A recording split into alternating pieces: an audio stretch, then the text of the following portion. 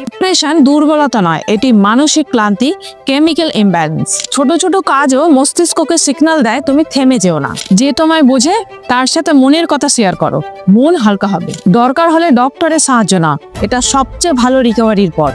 Depression মানে তুমি শেষ না, তুমি ক্লান্ত। আর ক্লান্ত মানুষ বিশ্রাম, সাহায্য আর সঠিক পদক্ষেপের মাধ্যমে আগের মতোই স্বাভাবিক অবস্থায় ফিরে আসতে পারে। ধীরে হলেও তুমি ফিরে আসতে পারবে। তাই আজ থেকে এই 4টি পয়েন্ট ফলো করা শুরু করে দাও।